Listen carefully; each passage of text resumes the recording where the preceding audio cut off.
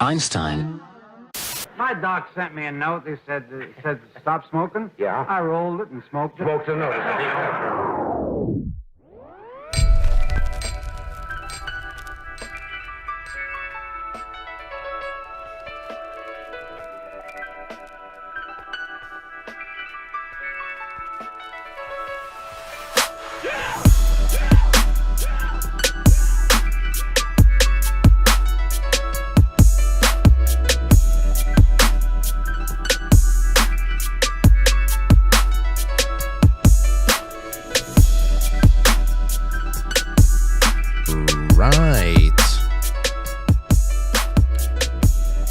Hey everybody, sorry, had a little hiccup there. I still might be hicking-upping.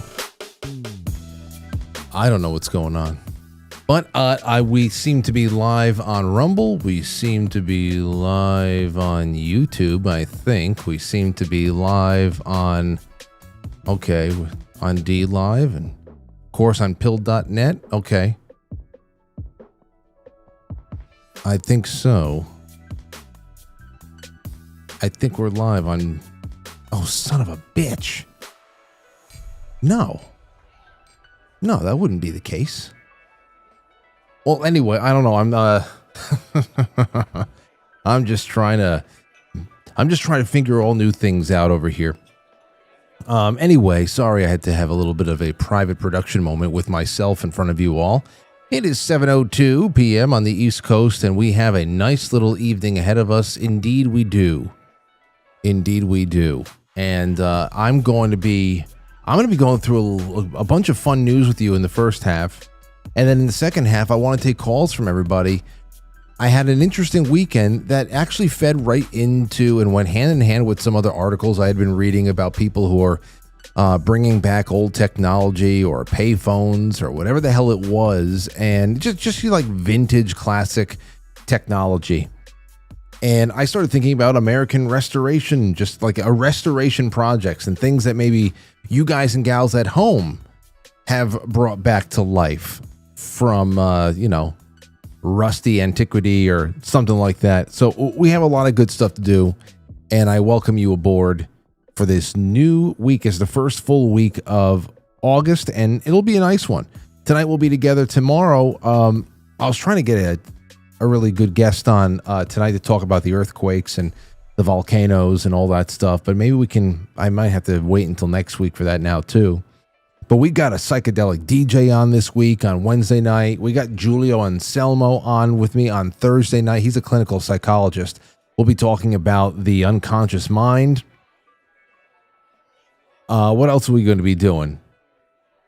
On August 8th, I'm trying to get Matt and Sal and everybody back down together. We'll see what happens there. But on August 9th, we got a Saturday show. Even if I'm just going to be here by myself, of course, that will be live on quitefrankly.tv, which is that's the real big change of what's going on this week. There's going to be so many awesome things that we're doing after the fact. Of course, the 7:00 show, wherever you like watching it, that's you continue on with that, and that's just the way it is. But tonight we've got book club. When we finish up with the 7:00 show, The Body by Stephen King. It's really going to be awesome. First 40 pages are fantastic. It's really well done, and that'll be fun. And that's going to be tonight. And then tomorrow starts Extra Innings. Whenever there's not a members only night, it's Extra Innings. And you'll see what that's going to be all about. It's all going to be on pill.net for that extra 20 minutes after 9 o'clock, 20 to 30 minutes. It's going to be great. And you want to know something else? I should just say, there's a way to become a monthly sponsor for free that you can get in on Culture Club and all of these extra streams just to see what it's all about. And that is by every once in a while, especially during when we start doing after hours this week, go over to pill.net, the Quite Frankly channel on pill.net, or right there on quitefrankly.tv, where it's installed right there in the center of the site. There are so many amazing, generous people in the pill.net chat room who just gift monthly subscriptions constantly. They're always gifting subscriptions in the chat room. All you got to do is snag one. snag one, boom, and you get all the perks of membership for free, and you get to see what it is. So that, I mean, I know some people who have sponsored the show for like well over 2 years. I don't think they've ever paid once because they just hang out on Pilled and they're just ready to pounce whenever some amazingly generous soul is sending those out. So just want to let you know, because there's going to be a lot of great stuff, over there, and I can't wait to see how it all pans out. It's going to be a lot of fun. All right. Well, with that being said, it's time to kick this one off, ladies and gentlemen. And get ready for those phones, because there's going to be plenty of comments, plenty of things to comment on. Like this episode, comment on it after the show. We need the comment section just full. Let's get 100 comments. Can we really get 100 comments on this show tonight? That would be incredible to hit the 100 comment benchmark. I don't know the last time we've done that. That would be amazing. So please, ladies and gentlemen, that's the greatest way to sponsor the show on a nightly basis. Give it a like, perhaps give it a share, and of course, leave a comment in the section. We will be right back.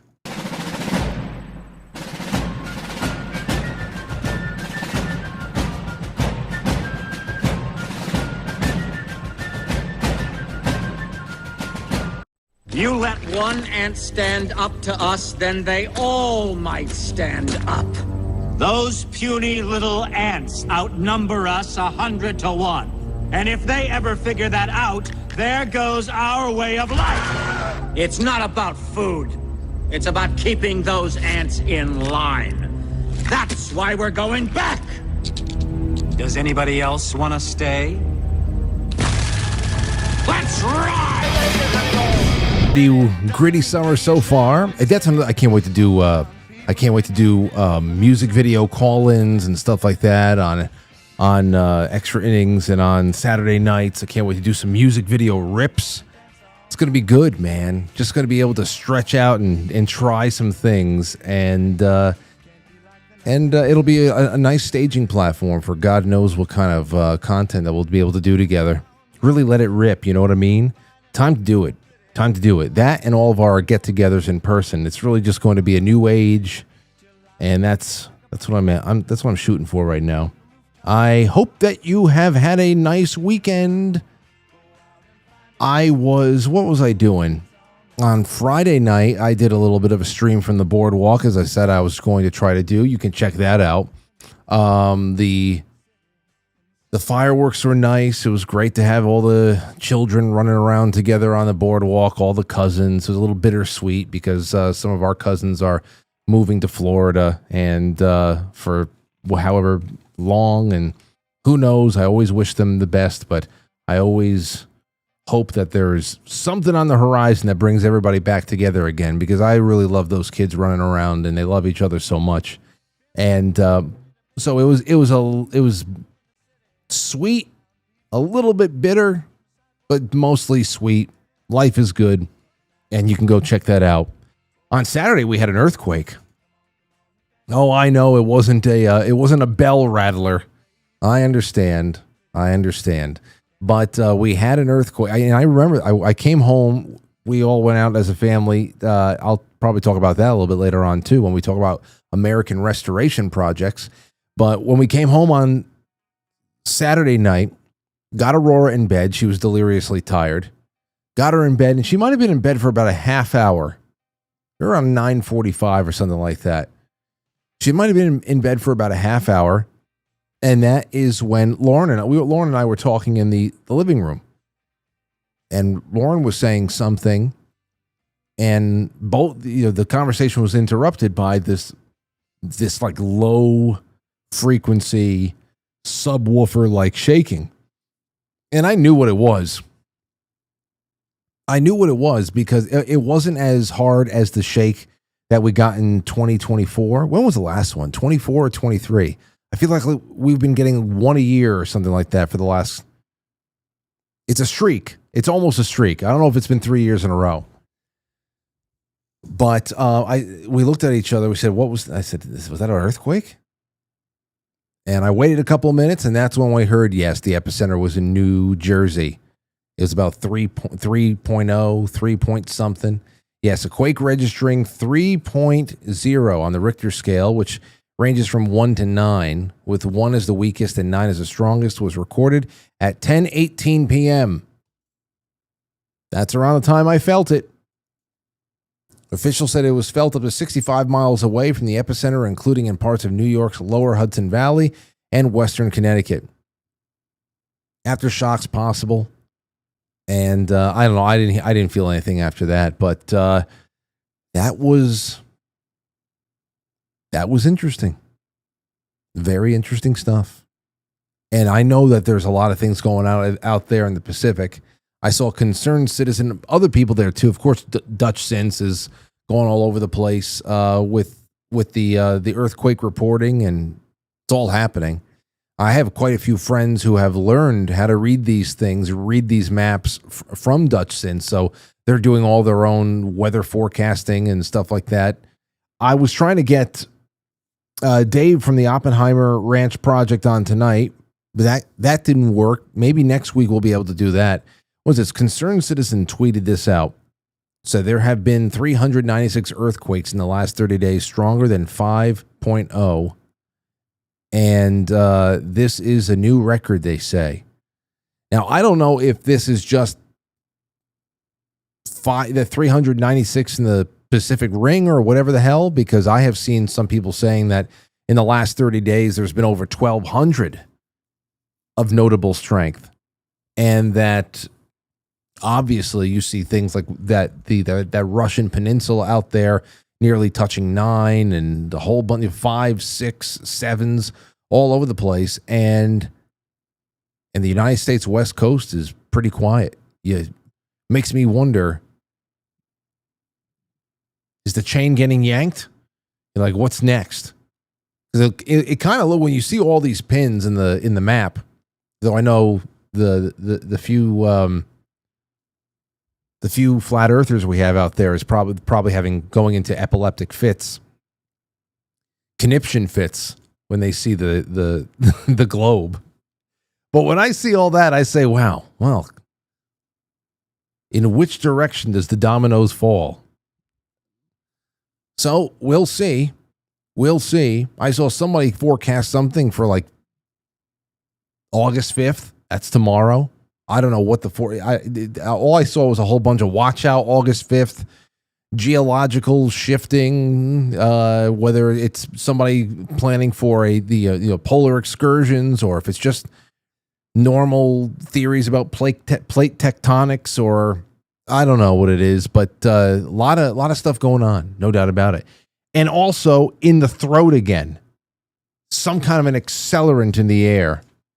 I've had people in the Midwest say, hey, Frank, we've been getting killed out here with the air quality because there's more, there's fires coming down from Canada again and one thing or the other. And I said, you know what?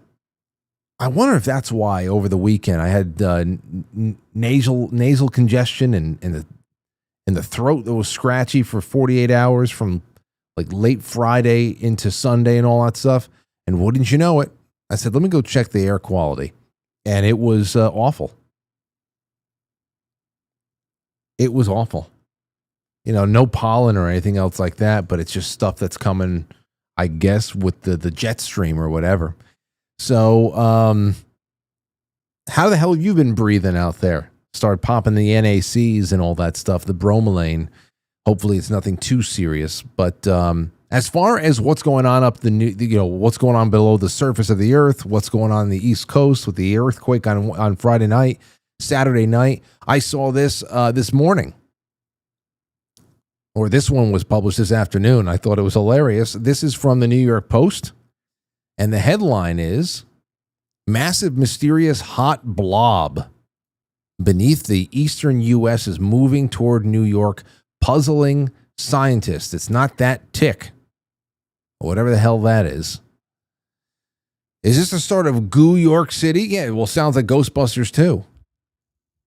UK scientists have discovered a massive blob of rock underneath the Appalachian Mountains that's slowly oozing its way toward New York City, per a slimy new study published in the journal Geology. This thermal upwelling has long been a puzzling feature of North American geology. The study leads author Tom Gernon, professor of earth science at the University of Southampton, said in a statement, officially dubbed the North Appalachian Anomaly, this subterranean slime ball, is it really slime? Sits 125 feet deep underground and extends 220 miles across New England. The team reportedly discovered it using seismic tomography, a method akin to taking a giant CAT scan of the Earth. While originally thought to have formed 180 million years ago, when North America broke away from Africa, the new research suggests that it appears 80 million years ago when the precursor landmasses to Canada and Greenland were splitting apart. Live Science reported. What do you know? It lies beneath part of the continent that's been tectonically quiet for 180 million years, so the idea that it was just a leftover from when the landmass broke apart never quite stacked up. I don't know. They're calling it slime, goo, primordial ooze. I don't know. It's not lava. If they're just calling it a blob. People are making all kinds of jokes, and they have the right to as well. So you let me know. Do you have any insight into the blob? What is the blob that is crawling along the East Coast under the Appalachian Mountains up toward New York? Please. I'd like to know all about it. So that's what I was doing. That one thing led to another over there. All right, so another thing happened over the weekend, and we have to put this front and center because this is very important. Very important. I've seen all the rest of the stuff. A lot of it is depressing. And we'll open up the lines later on. If you have anything you want to bring on, you can go right ahead. But for now, or we can do open lines really tomorrow if you want. We got a lot of stuff we can do tonight. Another floppy green dildo incident at the WNBA has officially become, it's made it a trend now. Okay? We have a third dildo has landed. And someone, I saw the compilation. Some people put together the compilations of the green dildo with R. Kelly songs and all that. I Believe I Can Fly. This green thing just flopping all over the place. Here's the third one. This is the one that made it a streak. Take a look at this. Here you go. I don't know who's playing. And neither do the people in the audience.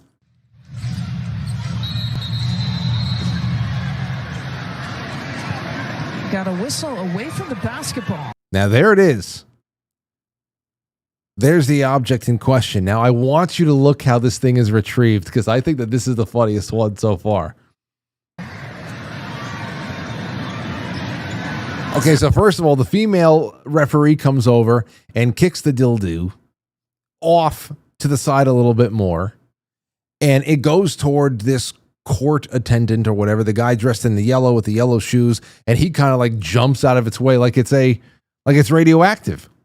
And now watch how he picks it up. And listen, I don't blame him, but I think this is funny. He's got a towel in his hand. Watch this. So he throws the towel on top of the floppy dick and picks it up. I understand why anybody would be apprehensive about touching this thing after it's been lobbed from the audience onto the court. You don't know where it's been, whatever the hell it is. But the whole thing is just hilarious to me. It looks like he's picking up a spider in the middle of the living room or something like that. Let's do that one more time. Watch the entire thing.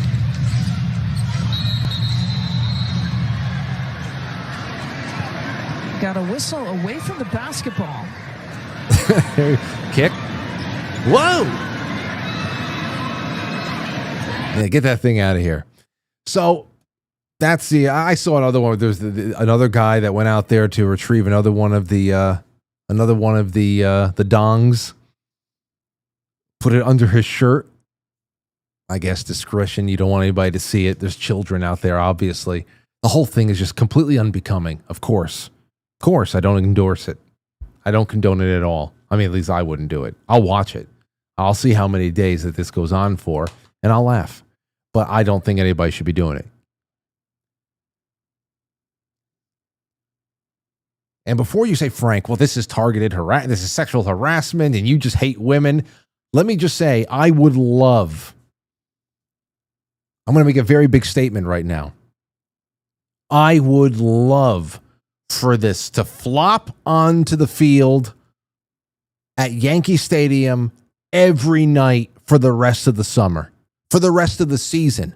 I would love for somebody to get one of these dildos onto the, I'm not talking about in left center field where they can avert their eyes. I want this thing to drop right next to the rosin bag on the pitching mound. That's where I want it to be. Okay?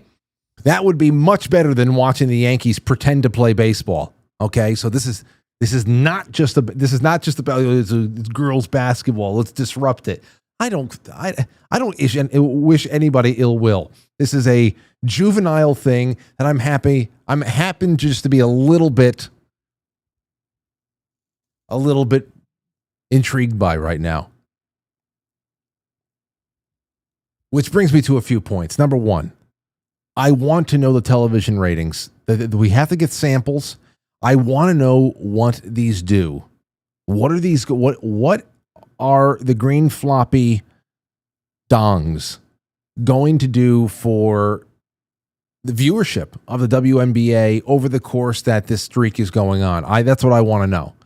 Now, obviously, the punishment is going to get more and more harsh until it stops, and it's just not worth it for people.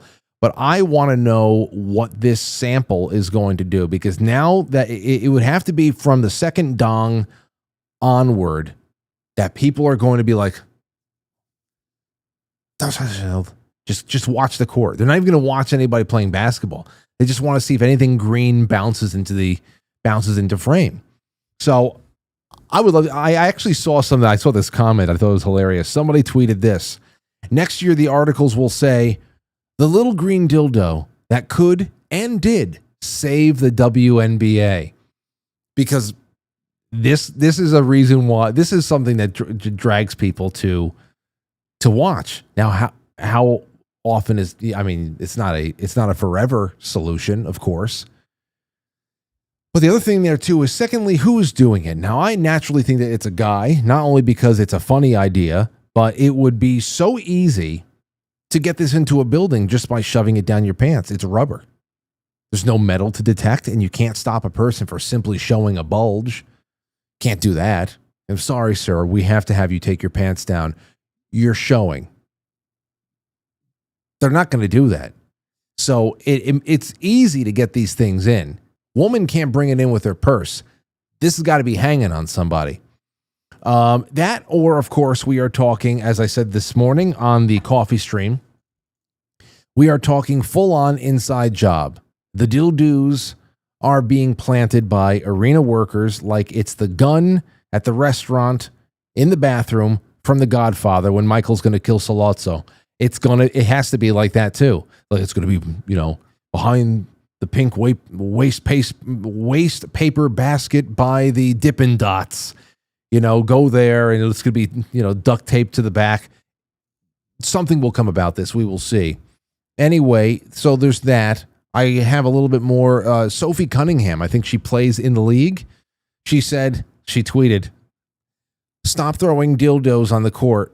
You're going to hurt one of us." Now, you can't tweet that because now it's funnier and somebody's going to continue to do it. Now, there is the thing that whereas these things are not, they're floppy, but they're dense rubber. I know because we used to be sponsored by one of them, by a sex toy company in 2010, because we thought that we could play pranks on people with a whole bunch of floppy dildos. They're fun. You could throw them like footballs. You can stick them on the underside of toilets. I mean, that's just like a one and done kind of a thing, because once that thing dips into the toilet water, it's over.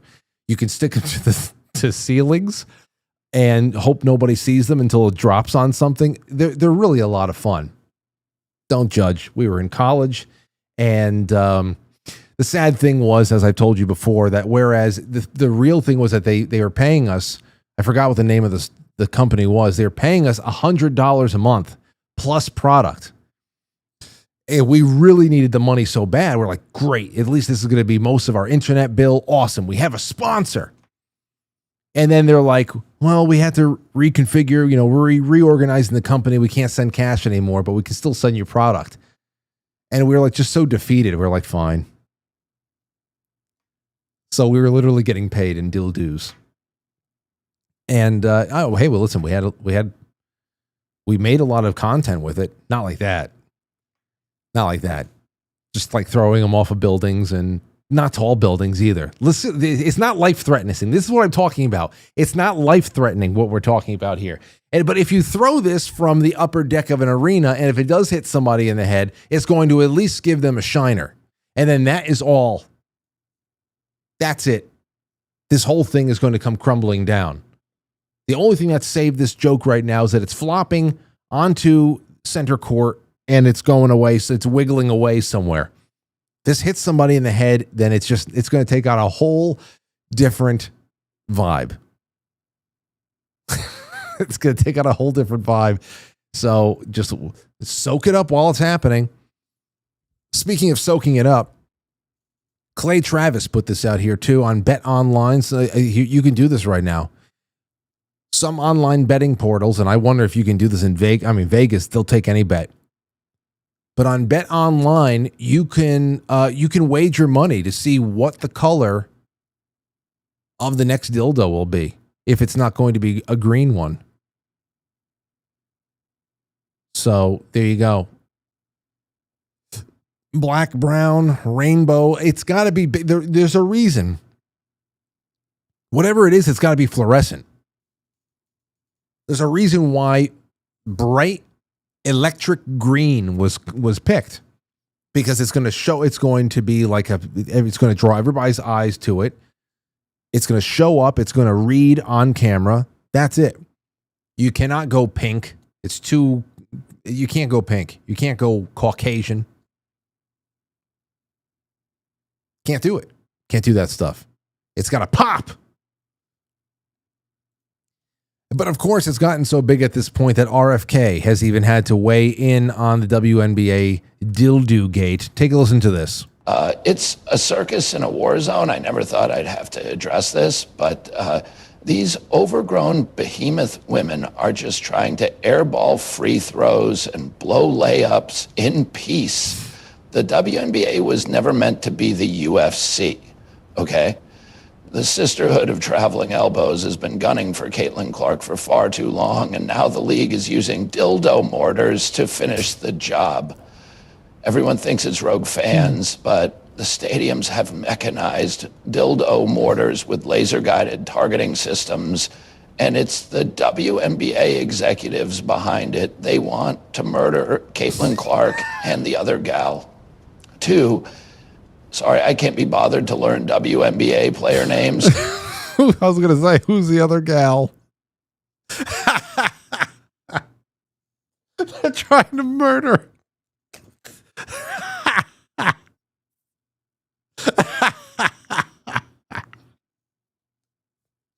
Oh.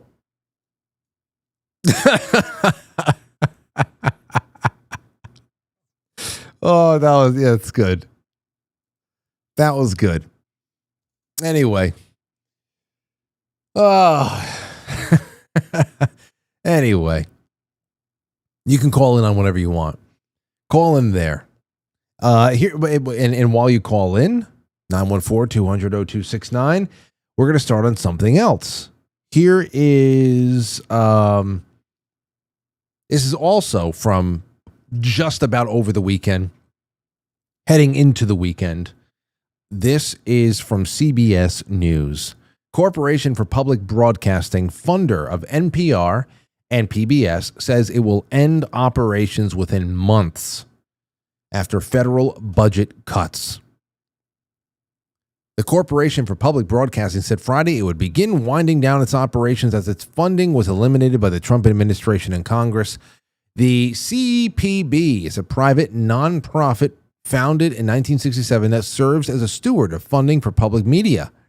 It provides funds for 1,500 local public radio and television stations, as well as PBS and NPR, and employs about 100 people. So it's going away. It's going away, which of course it doesn't have to if they can go and just raise the money and do it. Just start the legwork. Go ahead and do it. Now, I don't care about any of this stuff because, and that's not to say that I'm against non-for-profit organizations getting together and putting together children's programming or whatever, and finding a way to serve it. But it can't be through government. It can't be. We're at the bottom of that slippery slope now. You can make the argument anecdotally and of course just culturally that it was serving us better, even though it was never constitutional. It was serving us better at some point. I saw not just one guy, but a whole bunch of people. This one guy says, his name is Travis, says, R.I.P. Mr. Rogers and Big Bird and Reading Rainbow. And I thought, Travis, whoever the hell you are. 1987 was a long time ago, sir. Very, very long time ago. People talking about Fred Rogers and Reading Rainbow. Please don't even. Please don't even. You can't put them in the same sentence as what is coming out of Sesame Street these days. Listen to this. Hi. Elmo and I wanted to share that everyone is always welcome on Sesame Street. This month and every month, we want to uplift and celebrate our LGBTQIA plus family, friends, and communities. They're gay kids. They want to uplift all the gay kids watching, the gay 4-year-olds. Yeah, that's right, Miss Ariana. From our Sesame Street family to yours, happy Pride! Elmo loves you. And I love you, Elmo. Now, unfortunately, Sesame Street will live on. Out of all of the things that people are getting nostalgic over, Mr. Rogers, Reading Rainbow, Big Bird is safe because they have been owned by HBO for a long time, so they'll continue to push, rainbow dildos on children. Who the hell? I don't know. That's just what they're going to do. They've been owned by HBO for many years now. But I mean, I guess you can look back at this and you say, "Oh, well, that's the end. This is how the story that was our childhood is now concluded. All these years, it's gone." Like, well, it's been gone. It's been gone. I mean, all those things. I mean, Fred Rogers has been dead for a couple decades now, and Reading Rainbow's gone. You can still see all the best that PBS ever produced. It's all over the place. All of those box sets are out there. Aurora watches. She hasn't watched any Sesame Street yet, but she, if she ever does, she'd be watching all the old ones. But she loves Fred Rogers, and that guy's a national treasure, an absolute treasure. 541, you're on the air. Go ahead. It's your friend Zoe from a different number. What's going on, Zoe? Friend, I'm sitting here laughing my butt off about that little green rubber thing escapade, and Frank, it just took me back. I've been laughing as much as you have. In the 80s, one of my best friends worked at a place called Doc Johnson. Have you ever heard of Doc Johnson? Wait. What? If you were to explore docjohnson.com, it is the pleasure center of the greatest. I mean, any kind of sex toys you could ever imagine are sold at this place, and so I knew he got a job there. And one day I went to his house, and he goes, "Dude, you need a jacket?" And at the time, these like members only jackets were like the rage, and he gave me like the nicest satin. It was the fanciest jacket I'd ever seen in my life, and in giant embroidery on the back, it said Doc Johnson. I had no idea what it was, but I wore the jacket all over town for like a month and a half. And one day I went, he goes, "Hey, I need a ride home from work." And so I went and I picked him up, and he goes, "Come on in, let me show you the place." And we're walking up and down the aisle, Frank, and this place is loaded with, 30-inch, double-headed, 8-inch circumference giant rubber dongs and anything you could So he goes, here, let's send a care package to Entertainment Tonight. And he gets a big cardboard box, and he filled it with just all the accoutrements you could ever imagine. And I brought this box into the office the next day and started putting them in people's offices. So I got there at like 4:30 in the morning. So by the time everybody got to work, there's all these sex toys all over the office, and nobody knew where the hell they came from. The giant double dong, which is the size of a baseball bat, this one woman used it as her door stop. The door snake in the wintertime. Oh my God! To keep the breeze out. You know that you see that, and that's another thing there too. You want to talk about time capsule stories? All the reasons why that would not be possible today to survive. It would not only help you. You would lose your job, but it'd be I don't know. It would be coast to coast coverage. It would be a major scandal. Today it would be, but Frank, things were pretty relaxed back in the 80s. For I think it was my 25th birthday, they not only brought in a keg of beer, they brought in a stripper. And she walked in wearing nothing but balloons and handed me a pin and started the music. And by the time it was over, she was buck naked in front of the entire office. They videotaped it and everything. I still have the tape somewhere. Jeez, things were different in the 80s, Frank. No, very, very, very different. And I'll tell you, that's why when things like this start happening on television, I don't know. There's just and to a degree. I mean, I know that the people who are up there in the camera wells that are getting the establishing shot of the court, you can't expect them to be able to cut out and just to look away. But they've gotten some incredible establishing shots of these toys being thrown down onto the ground. It almost seems like they know what they're doing. Zoomed in on one of them. Yeah. I honestly would not be surprised if somebody at the arena asked an usher to throw that first one down there to get this kicked off. Hysterical, freaking hysterical. That first article you read just brought me back to one of the funniest times of my life. Well, thanks again for the share, my friend. It's good to hear from you. We'll see you soon. All right, take it easy. Oh boy, 914-200-0269. So yeah, that's another thing that we had today. You want to talk about ratings? You want to talk about television? Well, goodbye PBS, or at least for now, because who knows how permanent any of this stuff is. All right, let's take another call. 845, you're on the air. Go ahead. Hey, Frankie. Hey. So you know where you used to get those things that they're throwing in the court? You had to go to the pharmacist. The pharmacist? Yeah. And you know what their nickname was back in the day? What? The Merry Widow. Oh, I did not know this. And you can really get these at the pharmacy? Get out of here. No way. Yeah, back in that was a thing back in the day. Pharmacists handled all sorts of uncomfortable life necessities, right? Like you went to the pharmacist for fucking everything. And I think this I'm going real left field here. So like the entire they're trying to get away from the lesbian angle on the WNBA. It's just and it's something against lesbians. God bless him. You know, we all loved them in the 80s. That was like the coolest thing in the 80s was lesbian porn. I'll stop there. But they're trying to deviate away from that because like the mythology that the left likes to embrace is that women are okay without a little of the you know what, but it's not true. Anyway, I'm sorry, I'm done. Well, I got it. Well, again, and listen, hey, everybody's got a theory, and this is a place where you can drop them all. Thank you for the call, sir. I don't know to what degree, if any, this really just could be about. This really just could be about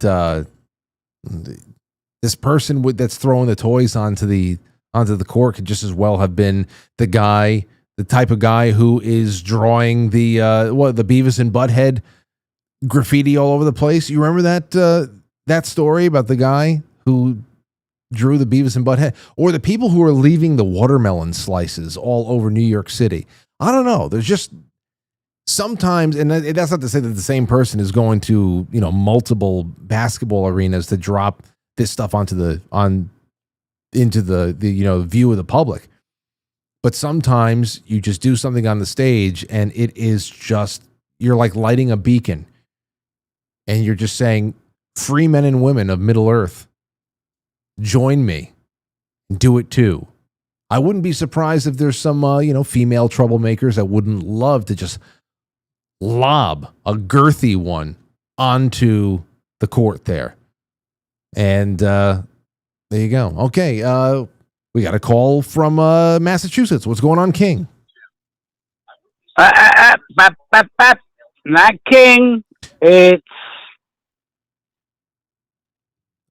Leonardo's racist grandpa. Oh, that's right. I forgot. That was the last call. I forgot. Listen, you got to give me some time to remember this one. That's okay. I'm just busting your onions, man. Regarding Zoso, I just like to make a comment, and I don't mean this as a slam, Zoso, but when you sent that picture to Frankie, you and Ozzy, you actually looked like an upstanding citizen there. What happened to you? I don't know. He was young. He was innocent. And then, of course, he got tricked into wearing a dildo jacket for a month. I'm just busting his onions. Hey, I can't wait to see you guys take a picture together at the event. Yeah, we can do that. It's got to be framed. Framed. There'll be a framed. I'm sorry. Go ahead. I didn't mean to cut you off. It'll be framed. I'm looking into getting a caricaturist to be there, so people can get their pictures drawn and all that. Oh Lord, that'd be wonderful. I could only. Yeah, it would be pretty good. Yeah. Can I ask you a big favor? Sure. Can we premiere my official music video, heavy metal version of Get Dressed, Get Going tonight? Sure. Get Dressed, You're Going? Yeah, let me go find it. Whenever you have time. Okay. It's complete, people. The official music video is complete. It is. Let me go. You know what I'll do? I'll play it right after this this halfway break. Whenever you have time, Frankie, it's no rush. Don't worry about it. I'll have time. I'm not. Whenever you have time. I was just wondering if we could premiere that. I'll play it at some point. If it doesn't happen tonight, I'd love to premiere it on your show. Don't worry. I'll play it tonight because what I'll do is when we go on that break, a little bit of a break, it'll give me some time to go through my my likes and all that stuff, and I'll find it right there, and we'll play it. It'll be fun. Everybody will really enjoy it. And here's another thing too. The AI. I have zero musical talent, as you know, but AI made me a song related to that called Shattered Skies, and it's pretty goddamn good. It's all AI generated. It's got nothing to do with me, but I enjoyed it, and I think people would enjoy it, so I'll try to make a video of that. It's called Shattered Skies, and the lyrics, I was like, whoa, this is pretty good here. Okay. So you see? Not taken away from people with musical talent. At the end of the day, the musically talented people are what's important, not AI. Well, listen, with these two songs, you already have 1/3 of an EP written.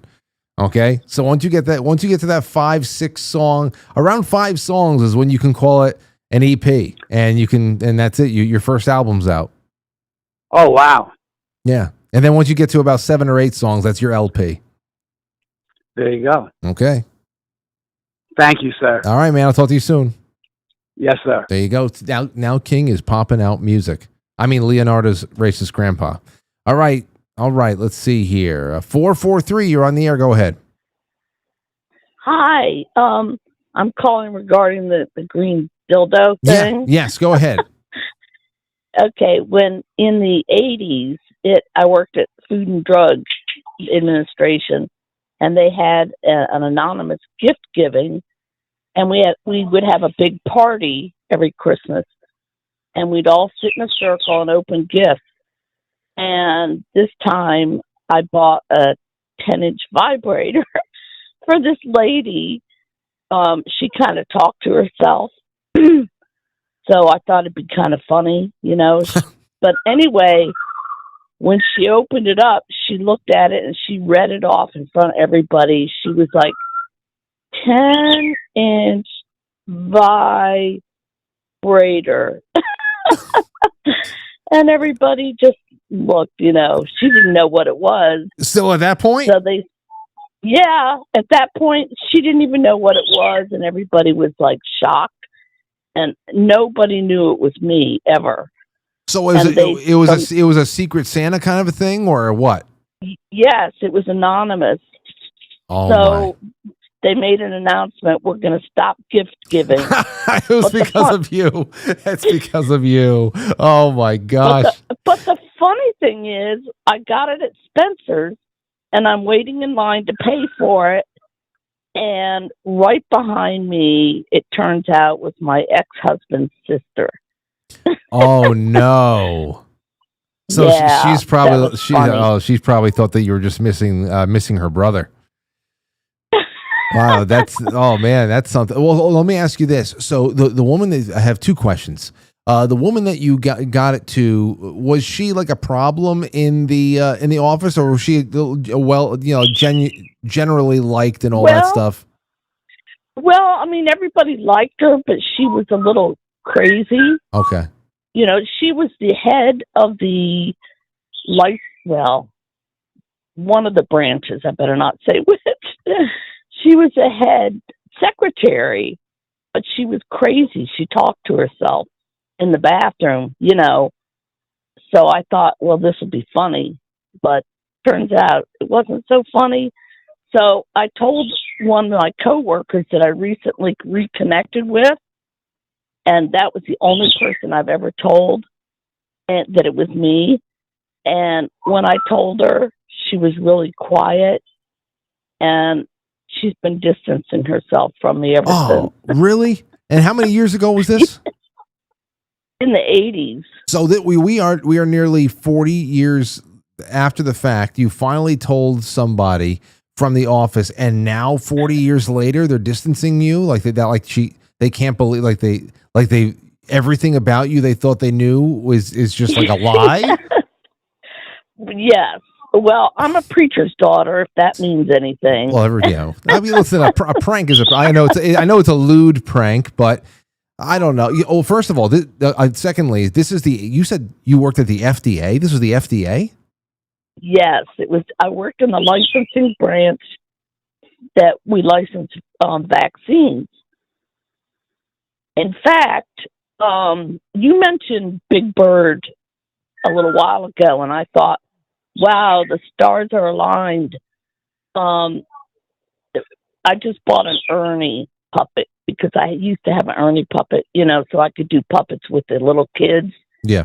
In my later years. But anyway, you mentioned Big Bird.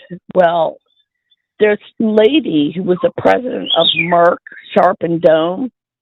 She would come in, and she's a big lady and always dressed in yellow, all yellow. And every time my desk was in front of the head boss's office. And every time she'd come in, I'd draw a picture of Big Bird. And when she'd move out of the way, I'd put it behind her from my desk. Okay, so you were always a troublemaker.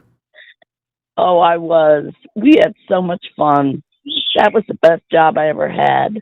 Oh, well, okay. Well, you know, it's interesting to hear about the office life at the FDA back in the 1980s. It really is. Oh yeah. We had a party each month for each person who had a birthday. Sounds like The Office. It sounds like the television show, The Office. Yeah, it was fun. It was a lot of fun. Let me. Speaking of big birds, what the hell is going on behind you right now? That's my bird. That's just one. That's just one bird. Big bird. That's just one bird. My African gray. Let me see what this thing looks like. It sounds like there are two birds talking to each other. African. Yeah, there's one in one room, my son's room in the other room, and Cece's behind me. Oh, okay. I see the African Yeah. gray. I won the contest a few months ago, the Bigfoot yelling contest. I was one of the winners. Yeah. This makes sense. Yeah, this makes sense. Yeah. You'd have to have that kind of fun spirit to be able to win a contest like that. Oh, well, this is good. It's good to hear from you again. It's great to talk to you. Love the show. Well, thank you so much, and you and that African gray have a wonderful evening. Call back again. Okay, I will. Thanks. All right, take care. Imagine life at the FDA back in 1983 or something like that. Wow. That sound like enough material for at least one good, already been done episode of The Office. I mean, how many? It's like that first season of The Office or the second season of The Office. They had the Secret Santa gone sideways when Michael wanted to give Ryan an iPod or something like that, and everybody's rejected that. So that's something else. But this is a good topic. All right, 914-200-0269. And that African gray was loud. Very vocal bird. Well, what are they going to do? Shut up? That's not going to happen. When we come back, I want to get into American restoration stories. Because how much farther can we go with all this other stuff? It was just the earthquakes, the globs of slime that's moving along the East Coast right now. That's enough. When we come back, I want to tell you about some other stuff that happened over the weekend, but also how it goes hand in hand with some things I saw on the news.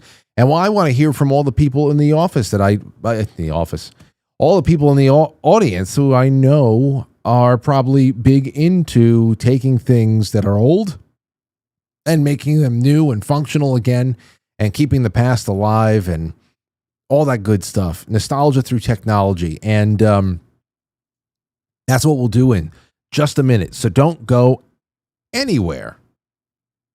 Right? Yeah, okay, got it. Okay, be right back.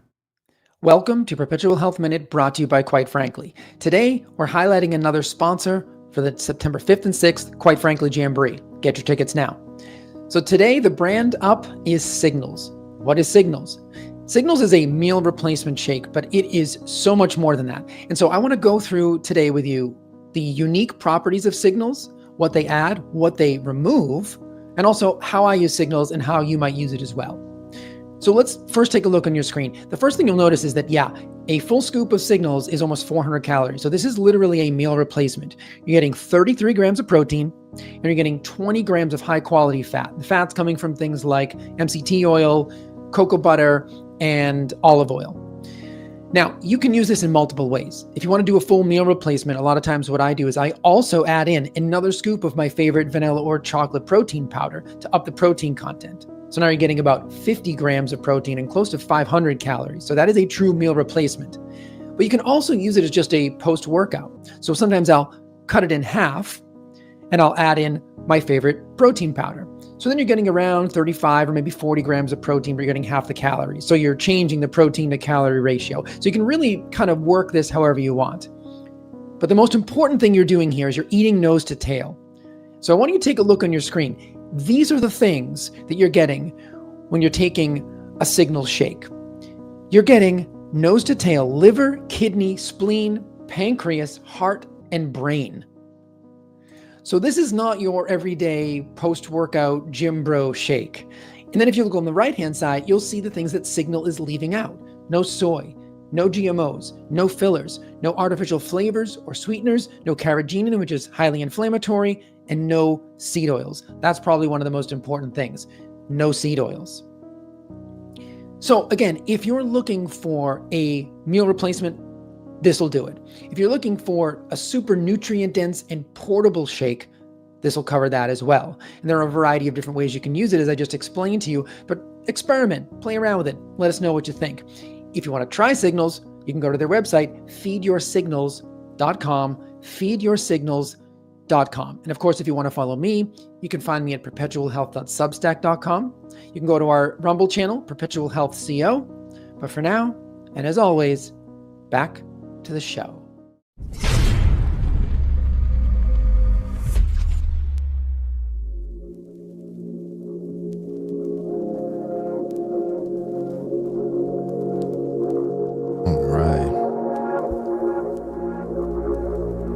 So many good things that I've seen over the last couple of days, just in the news.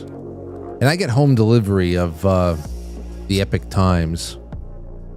Although I thought it was a once a week delivery, and it's been showing up like twice a week. I'm like, stop. I can't read this much. I really can't. But there's some good stuff in it. It always is. I was just reading this one here. The next generation's quiet rebellion against the digital deluge. And I thought it was really cool because they're talking about how for the third year in a row, in 2024, vinyl album sales in the United States topped 44 million units, outselling CDs for the third year in a row. I don't see that as such a big shock because I don't know anybody who's purchased a CD in years. Whereas vinyl has always had it has always had a very solid core of collectors, and now I know that it's just getting more and more popular because people are going back and they're buying Vitrolas and all the other stuff again. That's surprising in itself, but even more when you learn about half of those buyers were younger than 35. Gen Z and younger millennials raised entirely on streaming are lining up at record shops to purchase music that they can actually hold. And them, when you ask them why, you'll hear the same answers. It feels real. I like the ritual. It helps me slow down. In a world of infinite scroll and algorithmic distraction, they are seeking something tangible and something grounded. When is Blockbuster coming back, baby? I will just do it. I will do it. Don't tell me. I mean, there'll always be nights. Now that streaming exists, there'll always be nights we're in a pinch. You say, oh, you know what? Let's just rent it here on Amazon for $2.99, $1.99, something like that. But man, if there was a Blockbuster around, I'd make it part of the ritual too. But then again, the occasional ritual, the throwback, slow things down, get out for a little bit. It's got to be enough to help cover the power, the employees, everything for just keeping the rent for these locations. I know that's part of it. I know that's part of it. It's incredible what people are paying just in rent around here. So I saw that, the next generation's quiet rebellion against the digital deluge. Now it ends by saying things that I'm just like, okay. Listen to some of these prescriptions here. Rather than write off the younger generation, older generations have the opportunity to become their mentors. Not with lectures or judgment, but with presence. Young people don't need more content. They need connection, which I agree. I think we all need connection. People who grew up in more connected eras, they are just as affected by the phone and the internet and the connectivity and the social media, the dopamine addictions and all that other stuff, the celebrity delusions, self-celebrity image delusions, where they have to get an opinion out right now because people need to know it, and this will help. Really won't. Really doesn't. Not really. Not as much as getting together with people does. So there's that. Like I said, connection. Everybody needs it. And who better to model that than those who remember? This is where it gets a little bit more for the elders out there. Than people who remember what it felt like before the digital invasion. That's what we're all affected right now. If everybody can pull back, then that's a great opportunity for older generations, for millennials on up, to invite a younger family member to listen to your favorite record. I think a couple of them might go and do that for me. Hey, you want to come by and listen to a record with me? I'm more of the person to put them in the car, and then we'll just go drive around or something. I like doing that. I like taking just music rides, and You go to an ice cream shop or something like that, depending on how young they are. But Aurora gets those. Aurora gets those rides all the time. She's already getting this. Swap skills. Ask them to explain a new app and show them how to fix loose doorknob or balance a checkbook. Okay, calm down. Calm down. Calm down now. Balancing a checkbook. The more we engage across generations, the more we realize we're craving the same things: meaning, stillness, purpose, and real conversation. I'm with you on that. But you got to let go of the checkbook, my friend. At least for the time being. Maybe we'll get thrown back to the Stone Age again, and it'll just be necessary. Learn how to write out an envelope. Learn how to write a check. Writing a check that's good. But, take the convenience that we can all live with, that kind of a convenience. Online banking, the checkbook is already balanced for you. I think that's an okay thing. All right, let's see. What else do we have here? Over on Quite Frankly Super Chats and everything else. So quitefranklysuperchat.com. Stowstube says, good Monday, Frank. And of course, Frankly's just saying hello. Stowstube, we sent you a package in the mail. I think you might have been a winner of something, or I forgot what happened, but it just got sent back because I think we put one stamp too few. Is that how you say it? On it. So we have to send it back out. So if you have been waiting for something to arrive, it was just like stickers and all this other stuff, a fidget spinner. We're just sending you stuff. We sent out a lot of mail over the last couple of weeks. So thank you, Stowstube. Jay Britt says, trying to figure out a way to super chat with a dildo now. Yeah, you have to watch out. You have to say dildo. That's what you have to say. DILDEW. Road Trip says, a dildo would give new meaning to the 7th inning stretch. New Yankee tradition. That would be great. I'm telling you, it would be better than watching the Yankees.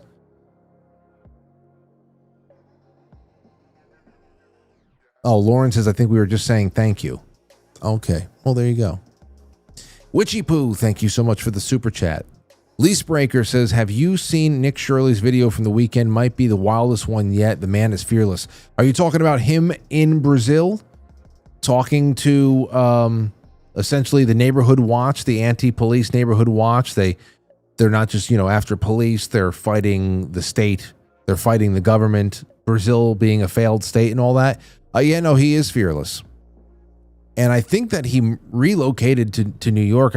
I can't wait for the day that I can get him in studio. But, I mean, yeah. As long as he can get through he's doing some incredible stuff. He really is. Shotzi says, it's Monday. Let the fun begin. You darn right it is. Let's go over on Rumble. Jay Semo says, great show. Happy Monday. I appreciate it, man. It's good having you out there. The Right Stuff says, Frank, can you do a YouTube short clip on Super Salad story about your brother with Matt a while back? I had stitches in my side, and my wife gives me a horrified look every time I'm asked soup or salad. I know. You just have to go, yeah. Yes. And then just let it hang. Just let it hang. Just let it waft. Just let it waft about the room. That's all you have to do up there. I really appreciate the super chats, everybody. We're doing as much as we can, and I also appreciate everybody really embracing.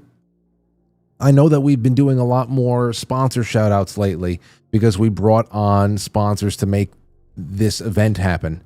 I really appreciate everybody embracing the wonderful sponsors that have come on. They have great stories, as you know, as you've heard. They have great stories. They have great products. There's really incredible science behind all the products, whether it be Dulsa or Signals or Verso, who you'll meet on August 20th. But those sponsors right there, and thanks again to Molly at Keto Brainz. The super chats and those of you who are monthly sponsors of the show, that keeps us surviving. And there's such a bigger view of where I want to take things. It's just going to take, shaking some hands, meeting some people, bringing on some partners, especially for special projects or events like that. And just thank you guys and gals for seeing the big picture. And I'm always very cognizant of, all right, how many sponsors am I bringing on? How many new people am I introducing to the audience? And, that's always something I've been uncomfortable about, because I just want it to be as cozy a show as possible. But we gotta press fast forward a little bit. We gotta get to the next part. So thank you guys and gals, and become a sponsor. That's really what it comes down to. Every little bit helps, and these nightly super chats are a part of that. Oh, and my bad. I'm so sorry. Speaking of Molly, until tomorrow, if you go to ketobrainz.com, Win Frankly is the promo. Anything you get on the Keto Brainz website, use Win Frankly, WINFRANKLY, and not only you get 10% off of whatever the hell it is you bought, but you go into the running for that big $300 $300 product giveaway that we're going to announce tomorrow. You guys got until like noon tomorrow. WINFRANKLY. Just get anything at ketobrainz.com and you'll be in there. You'll be in the running for $300 worth of amazing products. I think the peptides are part of it as well. So there you go. Safety Net says, Frank, thank you for all the great guests you have interviewed and the interesting, informational, entertaining, humorous topics as well. No insight, but my breathing was stressed last night about 10 to 11 p.m. for an hour or so, right after my bedroom window was opened. Lynn. Well, Lynn, I don't know where you live, but last night I left the house. I went to the back into the back porch and all that stuff, just because I noticed that the back porch was open, and I said, "Yeah, I'll only go outside." And it was nice and cool, and it was just one of those nights where you realize we're on the other side of summer now. It was an August evening, and I don't know if it ever gets really hot and balmy again. Probably will, but not like we had in July. You just know when we've turned the corner. But something had broke last night over here. But the 2 days before that, Friday and Saturday, the nose and the throat. Oh, I was using the Navage. I was using all types of sprays, just clearing it all out. It changes I'll tell you, nasal care changes your life. You don't realize what's going on in there. Make sure it's all clean. It's as refreshing as washing your face. I wash my face so much. It feels so good, especially in the summertime. Just keep washing your face. You'll thank me. Frank, I've never done it before. I've never washed my face before. Thank you for the tip. I'm going to get that in the emails. Tomcat says, as a result, you have a warehouse of dildos? You're the Elon Musk of dildos? Just kidding, Frank. Awesome shows. No. We don't have anything left. You have no clue what we used to do to these things. Not like that. You have no clue what we used to do to these things. Like we would throw them, drop them, use them as props, pranking. It would be on every door that you opened up. Something would pop out. It would almost be like a jump scare. We would jump scare people with these things, and it got to the point where they would start falling apart. Like it's like really just start falling apart, and they're long gone. Let's see here. Rival 969 says, be kind, rewind. Lil Texas Red is also out there as well. I appreciate you guys. Thank you so much. And keep having a good time. We are going to be starting our book club in a little bit. Listen to this story. A Vermont engineer revives payphones for free calls in areas with poor cell service. An electrical engineer in rural Vermont is reviving old payphones to give people free option for making calls in areas where cell service is unreliable or non-existent. So this guy, his name is Patrick Schlott. He's a full-time engineer at electric airplane manufacturing company Beta Technologies. Decided to approach the owners of his local general store with the idea to install old payphones around town and making them free for public use. After he explained that there would be no cost to the host, North Tunbridge General Store owners Mike and Lois Gross let Schlott install the first public outside the store. First public phone. So everybody was pretty surprised. And now I miss payphones. I really do. I think the last functional one around here was a long time ago. A long time ago. They used to have it on the boardwalk at the beach, the same boardwalk that I streamed from on Friday. Let's see, along with covering the costs, which are about $2 to $3 a month for each phone line, and less than $5 a month for the calls, Schlott acts as the operator for each phone and can field or transfer calls, helping users when needed. Oh, so this is a closed circuit phone system. If a user dials 0, the phone will ring Schlott's personal cell phone, though he uses an app to keep his number private. According to Schlott, 370 calls have been made since the phone was installed 5 months ago, filling a need for students without cell phones to call their parents for after-school pickups. That's incredible. We were taught old school ways of calling collect by our parents and grandparents. Apparently, if like our parents would go on vacations, or if our grandparents would go on vacations and leave everybody behind, or if somebody was somewhere else and if they moved away years ago and now they're having a baby and they want to call collect back home to let everybody know, hey, we're fine. Just when you call collect, you have to state your name. You just state, that's where you would send your message. Like, hey, we landed, we're fine. Or, one name means we landed, we're fine. Another name means help, we've been kidnapped. I don't know. So I used to learn all that stuff. Then again, I had a toll-free beeper. My beeper number was a 1-888 number. My mother got me a 1-888 number, and hers was 1-888 as well. So that whenever there's a cell phone around, if I ever wanted to pick up or whatever the hell else, send some sort of a message, a numerical message, it was easy. I can do it even without a quarter. So that was cool.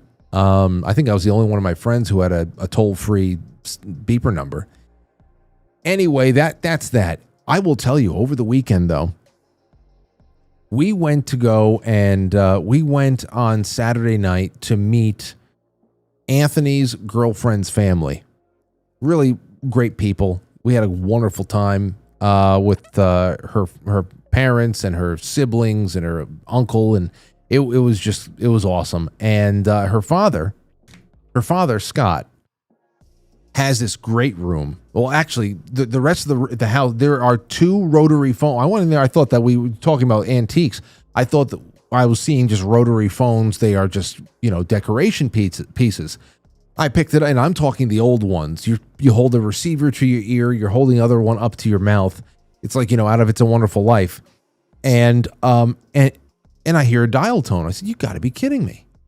All of the rotary phones, and we're talking 1930s, 40s type stuff, they were all functional. And the crazy thing is that, I started realizing, okay, this is a special little house that we're in right now. Because then we went into the great room. And let me tell you something, ladies and gentlemen. This room would have been a dream to most of the men and most of the women in this audience, for that matter. It is like you combine this cozy Vermont ski lodge with an incredible museum kind of a feel. There's military history all over the place, classic popular culture all over the place, wonderful relics from every era of American history. It was nuts. I posted that series 1923 silver dollar note. That I put that on the Instagram on Saturday night. That's the kind of stuff that was just everywhere. The coffee table books were Sears Christmas catalogs from 1968. But then we were shown the fire truck. And this is what I want to talk about. Everybody out there, I know that you're out there, that you whether it be on the mechanics end of things, if you're restoring cars, if you restore, the firearms, whatever it is, I want to know about your restoration projects, something that has taken old school technology and repurposed it for new school contemporary use, or anything that you have saved as just a keepsake, but you take very good care of it and have restored it in some way, shape, or form. Now, this was an article from the New Canaan Sentinel. Man who brought back Ariel 3, who brought Ariel 3 back home. I'm talking about an actual fire truck. So I was, after I was given the tour of everything in the great room and all that stuff, that is when Scott says, "Do you want to see the fire truck?" I said, "Yeah." Because I've heard about this. I've heard about how it makes appearances in local parades for Memorial Day, one thing or another. And here I got a little bit of a clip from you. Here is the fire truck being rolled out of the garage for us. You ready for this? Take a look. So now wait, again, this was built in 1949. This was built in 1949. And it took about, I don't know, nearly 20 years to bring it up to fully everything on this thing works, from the hydraulics. It is all the pumps, everything, all the equipment on it. This thing could be serviceable. It could assist in fighting fires today, though it would be obsolete compared to everything else. But this thing is fully restored. And I have a picture of it over here. Let me, wait a second. I think I sent it to myself. Yeah, here it is. Wait a second. Give me a moment. There you go. Here is, just for reference, here is when it was found, when they found it in 1998. Looking all over the place for this very special piece of history. In fact, hold on. Let me reference the article itself, because this is really interesting here. The restoration process. There wasn't enough. Okay. Let's see. Where's the 19? Finding the lost aerial apparatus. And again, this is from the New Canaan Sentinel in Connecticut. Let's see here. Purchased by the town of New Canaan for $23,000. The contract was signed in 1946, though the apparatus didn't arrive until 1949 due to post-war production delays. And of course, this is we're talking about the actual latter part of this. But after World War II, there was a backlog of fire apparatus for all the communities because the factories were building military equipment for 5 years, said Scott. The aerial apparatus remained in service until the early 1970s. I heard, he told me that this truck that you're about to see right now is, let's see here. This was finally put out of commission in 1972. It went through about 5 private collectors, he said. Being in the fire service, I put feelers out through a lot of different departments. A lead came in. I got the guy's phone number. I went up there and I looked at it. And sure enough, I could faintly see New Canaan written on the hood through the rust, and I knew I had it. And it took about 4 years for the guy to be interested in selling it. And then he turned it into this.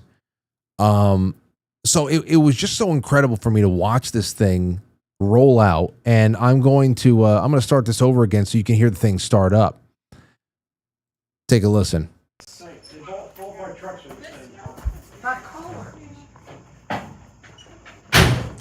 Built 1949, huh?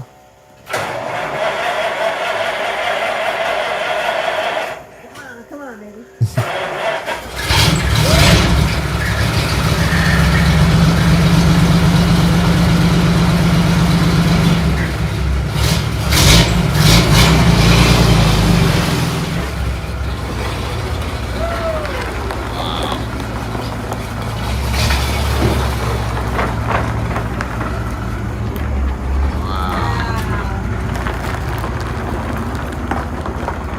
It's pristine. It's absolutely pristine. Gorgeous. It's absolutely gorgeous.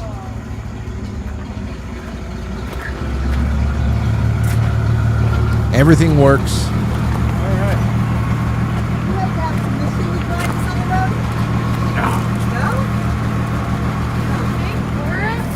It takes actually a normal driver's license, even though I have an automatic license.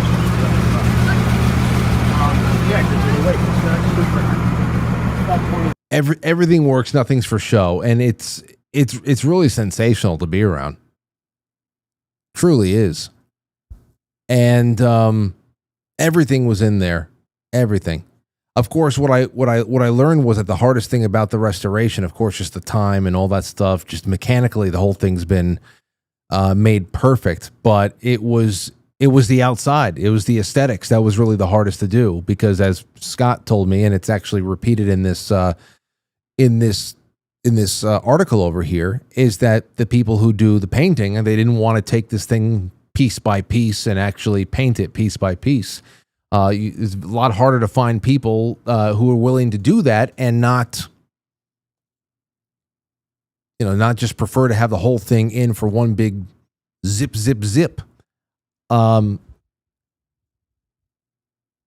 Anyway.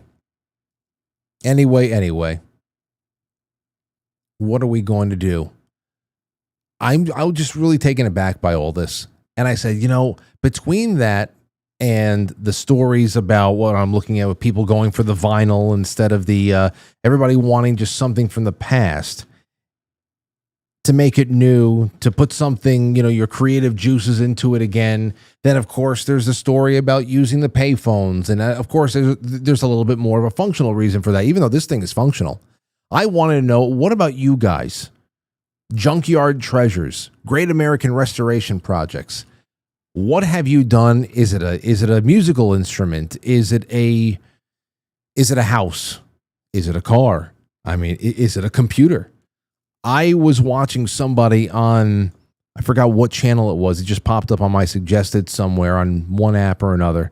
And I was watching somebody finding a way to make modern internet workable on a Windows 95.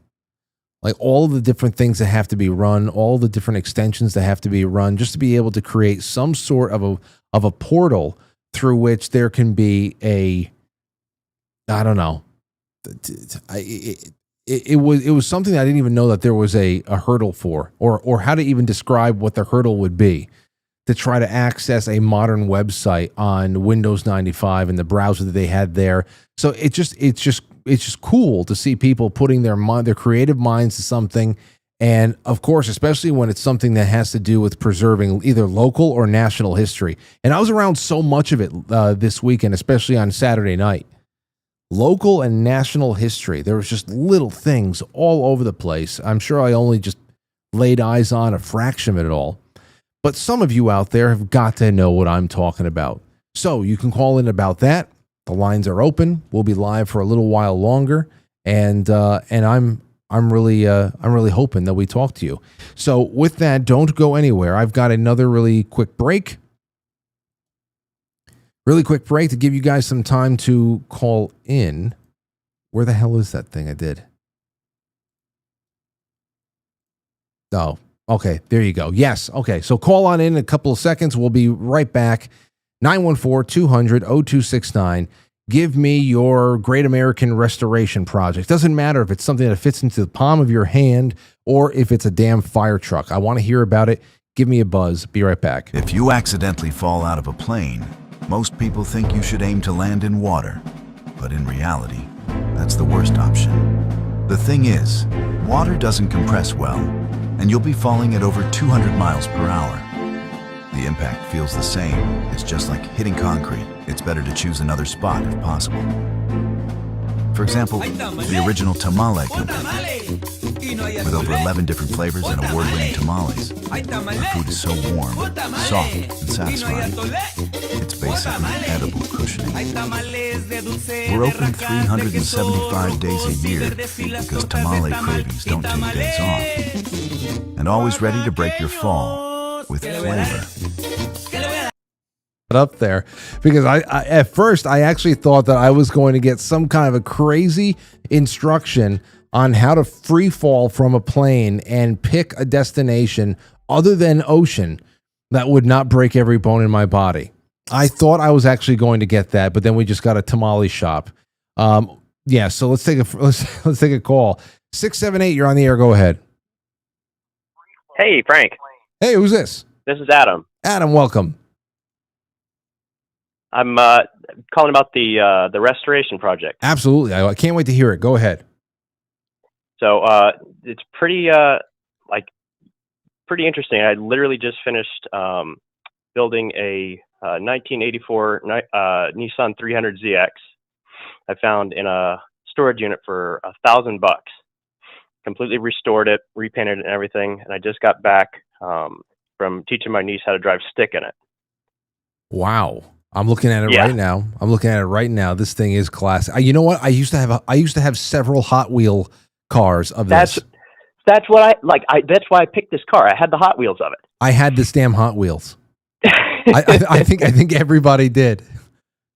Well, it was like it's totally 1980s like tech. It's got pop-up headlights. It was possibly the most ridiculous thing I could pick. And I learned how to drive stick in a 1990 Ford Escort. So I was like, I got to give my niece something a little cooler than that. So, well, you know what? So what did you do? Are you the type that does all of those storage auctions? No. So I am professionally, I'm a contractor. I build stuff, house stuff mainly. But I've been a builder pretty much my entire life. I learned to do this sort of stuff just as a kid. I couldn't afford anything. My dad was constantly into tinkering and stuff, so he taught us how to build stuff with just anything we had on hand. So, I mean, this thing, it was cooked, man. It was sitting in a storage unit for 3 years, abandoned. The previous owner had been, I'm assuming, an older guy. You could tell it was I'm going to roll this in here and I'm going to get around to it. And God just didn't get around to it. So when you got this, you saw this, and you had an opportunity to grab it for $1,000. $1,000. How much had to be put into it on top of it to make it? Or would you say? I would say I dropped probably another 4 to 5. It's new enough where the parts aren't impossible to find. They used a lot of the same stuff in a bunch of different models, so it's a really common engine. It wasn't the turbo model. It was like, so it's not super highly complex, but man, this thing had top of the line tech from 1984. I mean, vacuum lines drive everything in this thing. You operate any switch, and some vacuum tube is running something off of the engine. So I had to teach myself electronics. I had to teach myself all the mechanics stuff. I had to teach myself.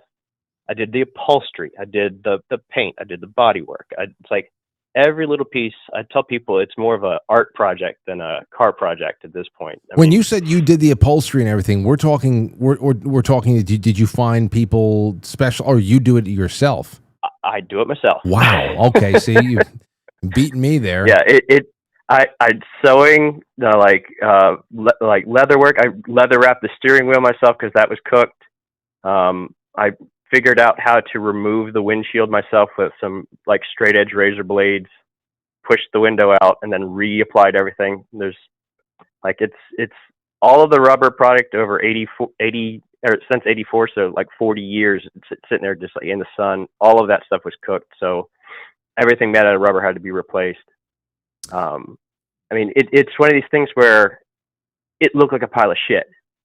It looked like a pile of shit when I got it. And now, I got stopped going up to, I drove from Atlanta to Massachusetts, 3 weeks ago, and just got back last night.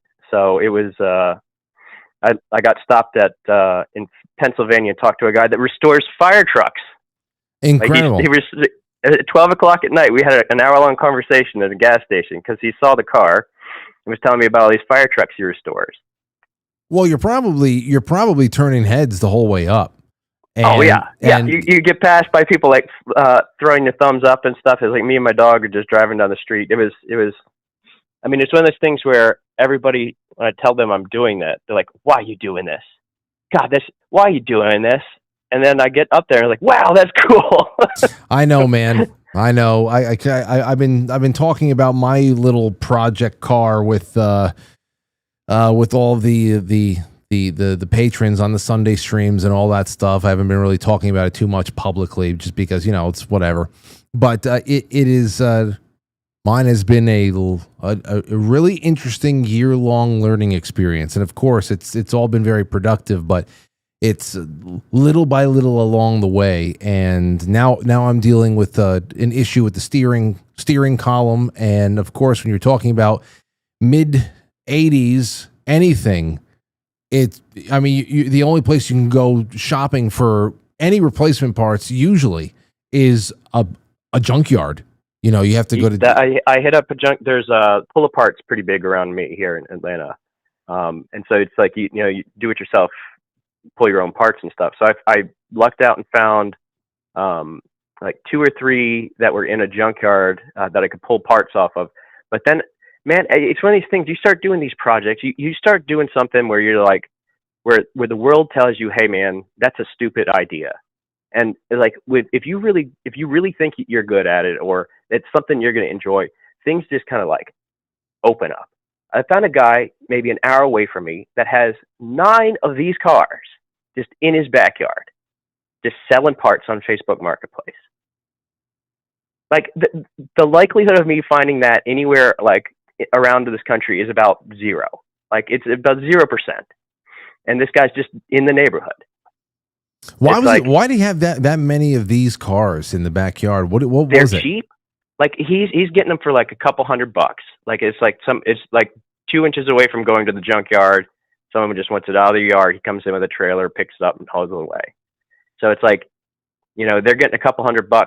He gets to he just sits there. He throws them on his farm. Like he's got like a farm kind of area, and he just pulls it apart piece by piece. Like he was getting ready. He's pointing to one, and he's like, "Yeah, I'm getting ready to have that carcass just pulled out of here," because he's like, every part's gone from it. And it's astounding because I didn't have to do anything really heavily mechanical with this thing. It was all the essentials needed to be done, like the timing belt job and the water pump. That's good. Sort of regular.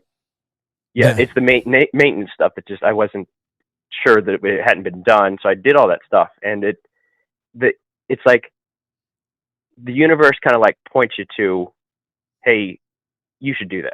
Well, listen, Adam, whenever it's done, if it's completely done, if the exterior, if it's totally just ready to go, send us some pictures, of course. Well, man, that's kind of the thing. I've videoed a lot of me fixing these things and like modifying these things, and I was in the idea of putting it together into like a YouTube thing, and it's one of these things where you get to going, and then the fear kicks in, and you're like, yeah. No one to look at this. Well, if that's the, I thought you were talking about just like detailing, your car and all that stuff. Because I was going to say, yeah, you know what, just show us the interior, show us what does the paint look like, leave your license plate out of this frame or all that stuff, obviously. But I'd like to just see how it's all coming, especially if you have some befores and afters. That would be wonderful, man. And thanks for the call, please. Oh man, yeah. At least send me some pictures. pictures. First time I've ever called, man. It's like I found you, listened to Matt Christensen actually, and I was like, this guy sounds pretty entertaining. So this is the first time I've ever called. It's crazy that you're talking about this sort of a topic as I finish up doing something with it. So it's been a pleasure to talk with you, man. Wonderful. I'm looking forward to more then. And it's and good on you, and your niece is very, very lucky to have this waiting for her. Thanks for the call. Talk to you later, man. Take care. All right, let's go. Caller, you're on the air. Hey, Frank, this is John Otter. Hey, John, how are you? I'm living the dream right now. Oh, good. No pain, man. I got 2 things. I want to know if anybody's done the sneak up on a cat with those lime green dillery-doos. Oh, the cat still jumps. Because of the reaction some of them have to the cucumbers? Right. You know what? I don't think, Lauren, There's been a couple of cat trends of them being freaked out by cucumbers or bananas or one thing or another. And I've asked Lauren to try it out, and Lila's done nothing. So it's not just like across the board, but there are quite a few of them that react that way for some reason. So I'm sure some would be very scared by the dildo. Well, you got Pyretta, so but next time somebody shows up at the studio with a didgeridoo, they do Pyretta in. Yeah. I've got a restoration thing. It happened in the late '90s at the Allen County, Indiana courthouse, and that's up there, Fort Wayne, Indiana. That's the county that Fort Wayne, Indiana is in. And I had always thought, growing up, that beautiful courthouse, all the pillars and stuff were marble. And in the '90s, they got money together and started restoring it. And I went in there and watched it. One of my friends was actually working on the restoration, and it's stuff called scagliola. It's not marble. It's spelled Scagliola. Scagliola is how it's pronounced. And this master craftsman comes in there with plaster, and he has these powdered pigments and stuff, and he runs string through it to make these marble-like designs, and he lays it on the floor. He does all this on the floor when it's wet, and pulls these strings through it, and then they lift it up and they just mash it against these columns, the framework, kind of like lath, plaster and lath kind of situation. But they get that up there and then they polish it. You can't believe how hard plaster gets. They polish that stuff to a high shine. I was blown away. They're still working on it. And this place was like built between 1897 and the early 1900s. And, you ought to see it now. They've got real frescoes in there, and they're bringing it back, man. And they got the guy that was doing the restoration in the late '90s. He's still there. And well, that's awesome. That's awesome.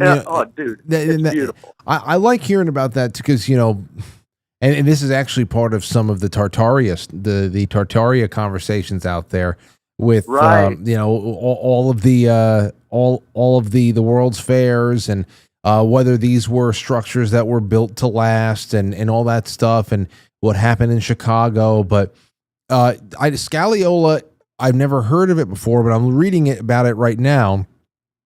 And it's what they used. If they used Scagliola in Chicago in 1893, I'm sure they did. So they used staff. They used staff in which seems like it's going to be a little bit less durable than Scagliola. Staff is a mixture of plaster, usually with fibers and reinforcement. It's a common building material for ornamental features, and when combined with Scagliola, it can be used to create elaborate architectural designs. For example, Scagliola could be used to create the decorative panels within a large staff framework on a building's facade. So, you know what? Maybe it was. Maybe it was. Yeah, they probably used that as the underlayment and then put the scag on top of it. It's a decorative form of historical roots. Oh, okay. Wait, Scagliola.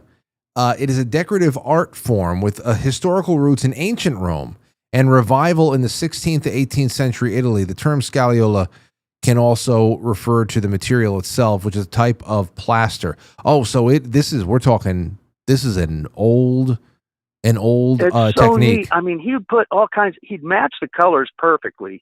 So there's like 25 colors in the courthouse of different Scagliola columns and walls, and he'd come in there with different colors of mica and feldspars and all these different colored minerals, and he'd just make veins to it. I mean, it looks like marble. It looks like real marble. And whenever you'd see him at the bar after working all night, he'd show up at the bars about 10 or 11. I won't say why I was there at 10 or 11, but he'd just be this pink color of powder all over him from just sanding that stuff to a shine and polishing it. And it got it. I thought plaster was soft. This stuff got hard as rock. And oh yes, yes, amazing, absolutely amazing. And he did some frescoes too in there. It's the artwork that's going on. We talk about wasting money with restorations like at the Fed building. being billions of dollars. But I hate to think about what it would take to restore all that skag at the courthouse there, because it's, Yeah. it's perfect. Yeah, no, point taken. Point taken. You know who's somebody, thanks for the call, John. You know somebody, All right, take care, man. you know who we can actually talk to about that, who would say, oh yeah, plaster is, it is a lot harder and all that stuff, would be Tony Black. Go back to some of those Tony Black episodes. I'm sure that he said something about plaster at least half a dozen times. That was his trade, I believe.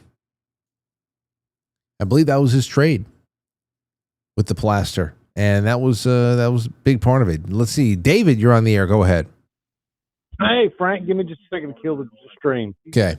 Hey, how's it going, buddy? Been trying to get through for months now. Wow. Well, ever since Chrissy and the other comedian Joe Leonardo. Leonardo, yeah. Leonardo. Yeah, I think I was probably speaking cursive that night, so I decided not to call. I'd gotten into the turkey. Anyway, the reason I'm calling is about restoration. I, like you, Frank, am a drummer, and I knew from the time I was a little kid, from the time I could walk, that was what I was meant to do. And I asked my parents for drums, all my life, go through school. And when I get into elementary school and I have to play drums, they tell me we got too many drummers. You can play saxophone or trombone. So I go home, ask my folks, well, which one can I play? Which one do you think I should play? They said saxophone. So I'm grateful for the saxophone because it taught me how to read music, but I still, in my heart of hearts, knew I was a drummer. Kept asking my folks for drums and asking my folks. And finally, when I was 14, they said, look, we're going to let you pick your Christmas present this year. We don't have a lot of money, but we're going to buy you a set of drums. And they're going to have to be secondhand. But, what we'll do is we'll just go around and we'll go through the newspaper and find people selling drums, and you pick the set that you want. And so we went and we looked at several kits. And finally, I couldn't make up my mind, And so we went to this other place, and as soon as we walked in, it had Zildjian cymbals. That was great. And they were marine pearl, and they said Ludwig on them. And I was like, I got to have these. The first thing that popped in my mind was Ringo's Star. Yeah. This is like Ringo's kit. And I sit down behind them, and they sound really good, even though they didn't have bottom heads on them, And I said, this is the kit. And so for $500, we bought my first real drum set. And that's the kit me and my baby brother learned to play drums on. And my little brother calls them the Holy Grail. He said, if you die, you got to leave them to me in your will. So I played them for years and years and years. And then up into my 20s, now I'm 57. And the date is stamped on the inside of the snare. And it says September 1958. And, but I got, my baby brother, he'd gone through a couple drum sets. He started off with a big old set of pearls. And then he went to a Terry Bozzio drum clinic, and he bought the set of Mapex that Terry Bozzio did his drum clinic on.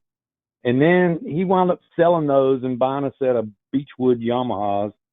And he always seemed to have to me in my mind, I thought, his drums sound great. They look great.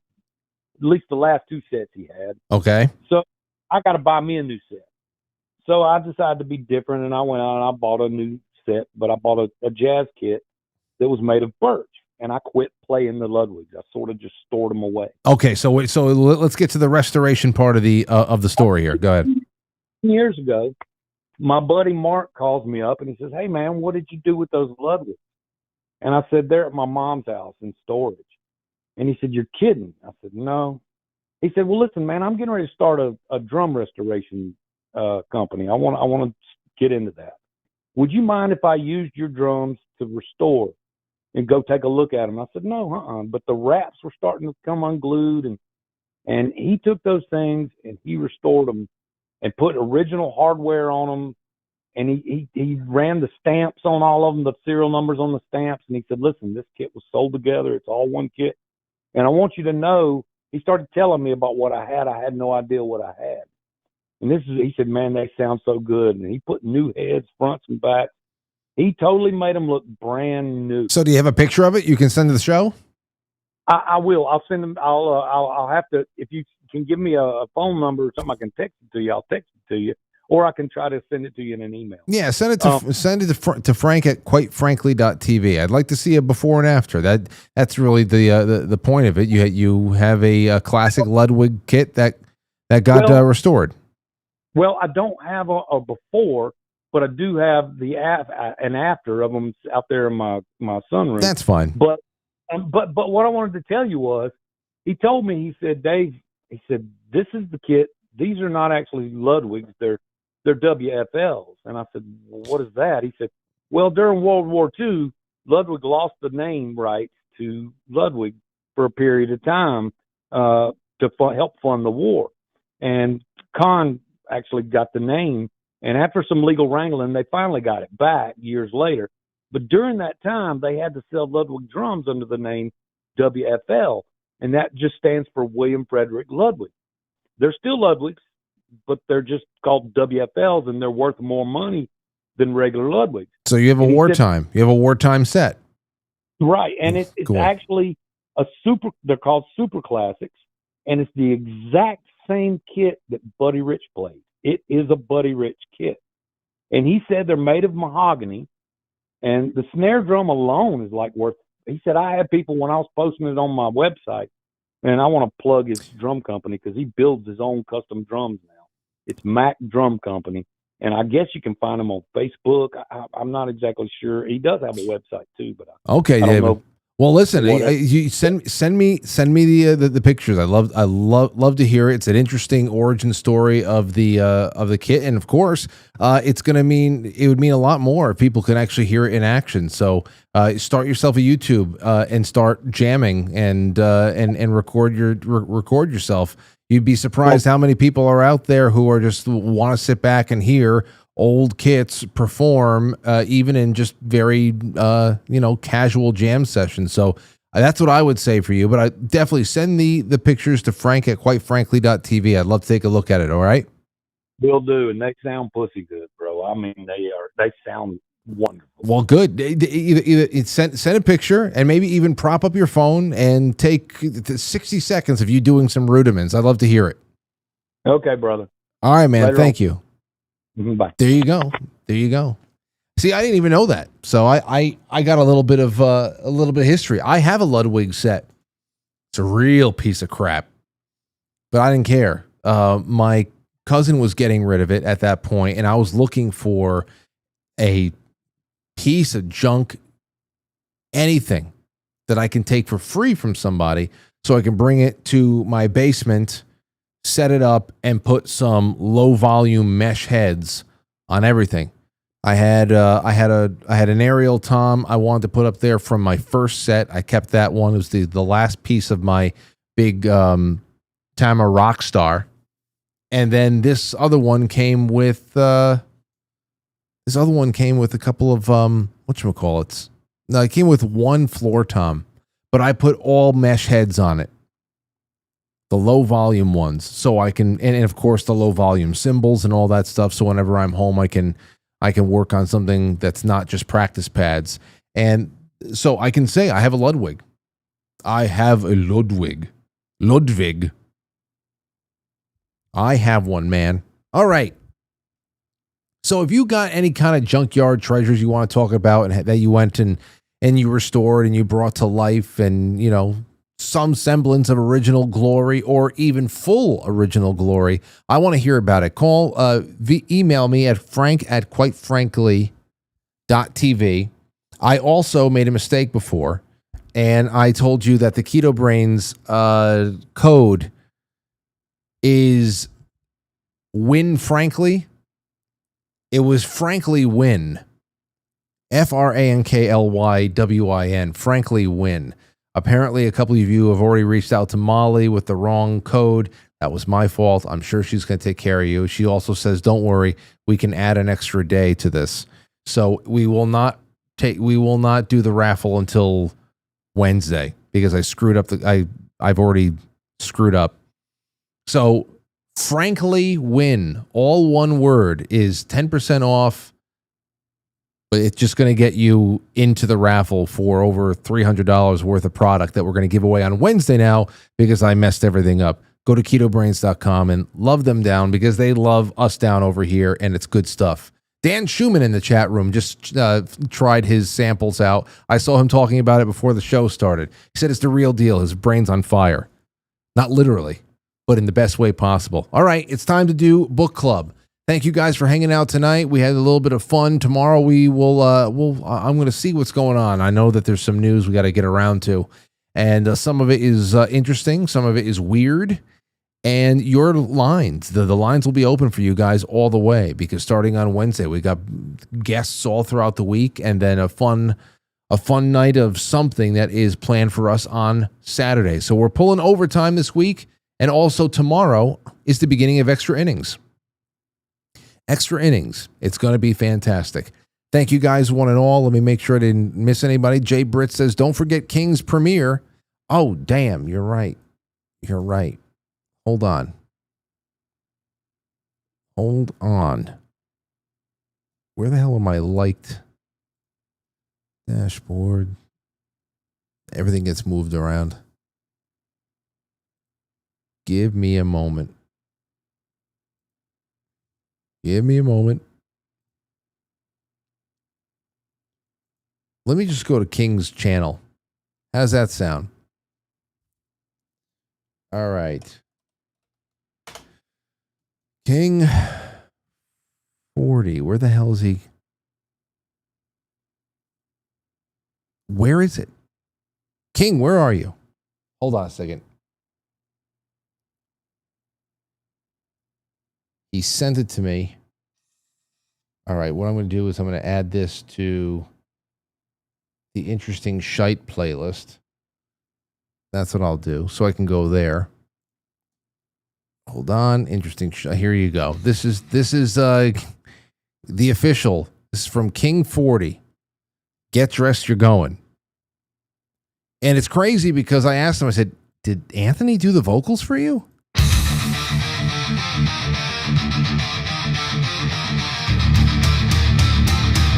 Get dressed, you're going.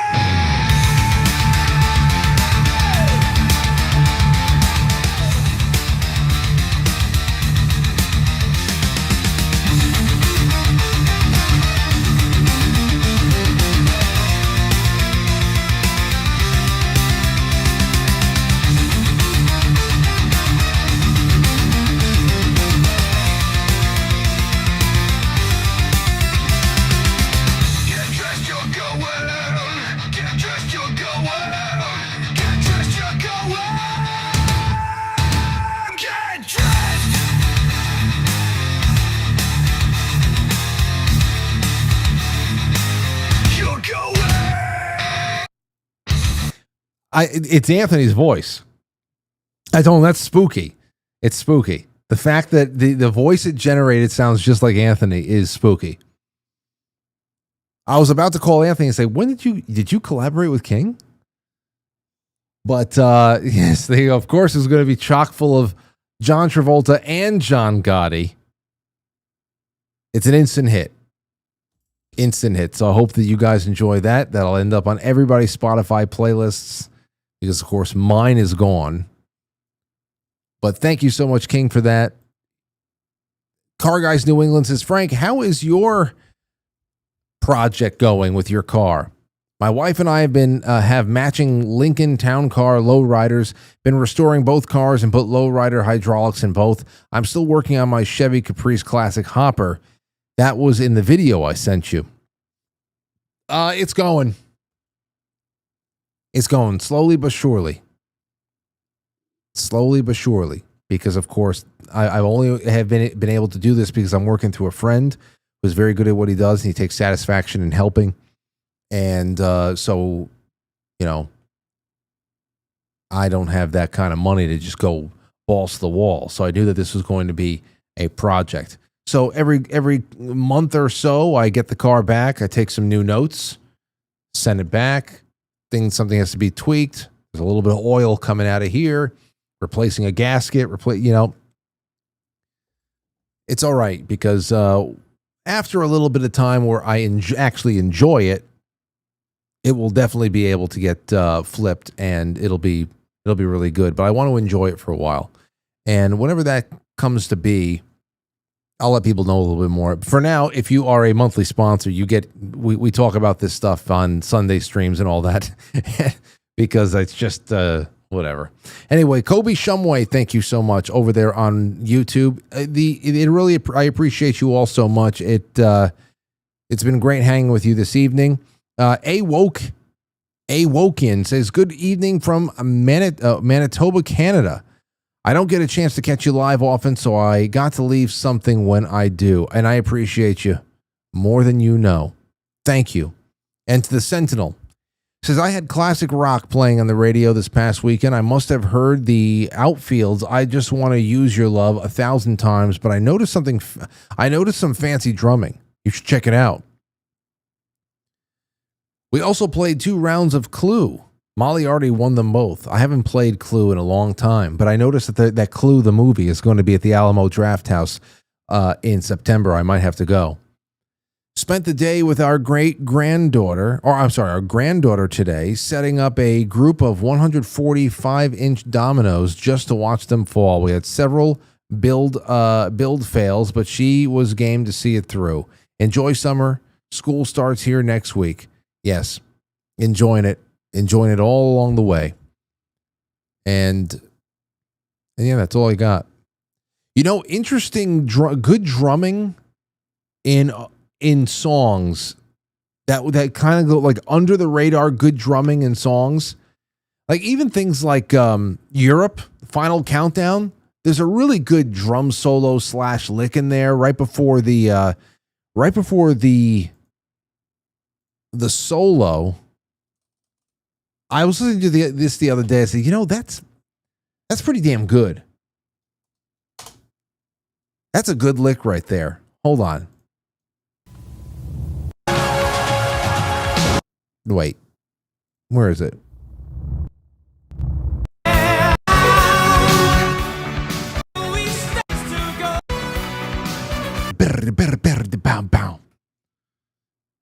That's good. It was on. I think I was listening to I don't know, 80s rock on something. It was on one of those go-to Sirius channels that I was on the other day. I was outside.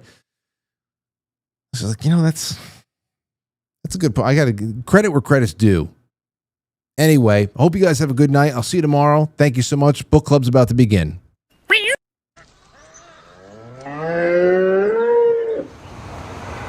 I'll catch you on the flip side. Goodbye. All right, that's it. Thanks, everybody. Will you shut up?